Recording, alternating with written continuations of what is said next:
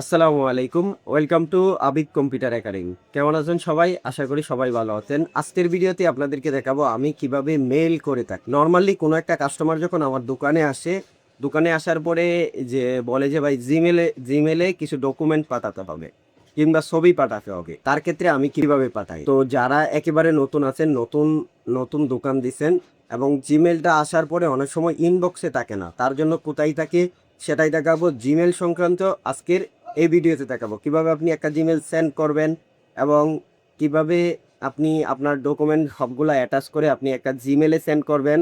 এমনকি আপনি আপনার কাছে কেউ যদি একটা জিমেলে ছবি কিংবা কোনো একটা ডকুমেন্ট দেয়, সেই ডকুমেন্টটা ডাউনলোড করে কিভাবে প্রিন্ট করবেন সেটাই দেখাবো আজকের এই ভিডিওতে। তো ভিডিওটি কেউ স্কিপ না করে পুরো ভিডিওটি দেখার চেষ্টা করবেন। তো কথা না বাড়িয়ে চলুন আমরা ভিডিওটি শুরু করি। প্রথমে যেটা করবো সেটা হচ্ছে আমি আমার জিমেলে প্রবেশ করব। জিমেলে আসার পরে দেখেন আমি আমার জিমেলে আসতাম, এখানে ইনবক্সে কিছু মেইল দেওয়া আছে। এখন ধরেন আপনাকে কেউ একটা মেইল পাঠাইলো, মেইল পাঠানোর পরে ইনবক্সে ক্লিক করলেন, ক্লিক করার পরে ইনবক্সে আসে নাই। তার ক্ষেত্রে আপনি যেটা করবেন, এই যে মোর আছে, মোর অপশনে একটা ক্লিক করে দিবেন। ক্লিক করে দেওয়ার পরে এখানে দেখেন স্পাম লেখা আছে, এই স্পামে একটা ক্লিক করবেন। স্পামে ক্লিক করার পরে আপনারা এখানে দেখতে পারবেন যে যারা মেল পাঠাইছে আপনাকে সেটা এখানে কিন্তু শো করবে। যদি ইনবক্সে না শো করে তাহলে কিন্তু এখানে শো করবে। এখন নর্মালি ক্ষেত্রে হচ্ছে আপনি ডকুমেন্ট সেন্ড করবেন। ডকুমেন্ট সেন্ড করার জন্য যেটা করবেন এটা হচ্ছে এই যে এখানে দেখেন কম্পোজ একটা ক্লিক করবেন।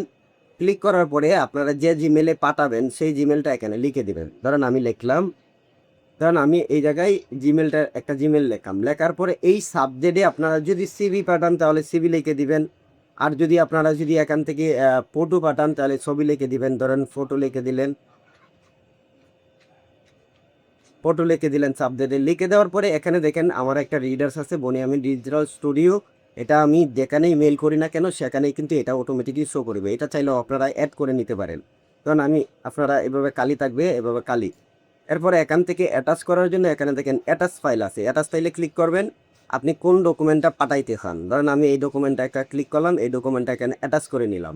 এখন যদি ছবি পাঠানোর ক্ষেত্রে তার ক্ষেত্রেও কিন্তু একই সিস্টেম। কারণ আমি অ্যাটাচ ফাইলে ক্লিক করলাম, ক্লিক করার পরে ছবিটাকে ওপেন করলাম, ওপেন করে ছবিটাকে এখানে ক্লিক করে দিয়ে দিলাম। দেখেন আমার কিন্তু দুইটা অ্যাটাচ পেয়েছে। এখন যদি আমি সেন্ড অপশনে ক্লিক করি তাহলে কিন্তু আমার এটা সেন্ড হয়ে যাবে। কারণ আমি সেন্ড করলাম, দেখেন সেন্ডিং, এখানে কিন্তু মেসেজটা সেন্ড হয়ে গেছে।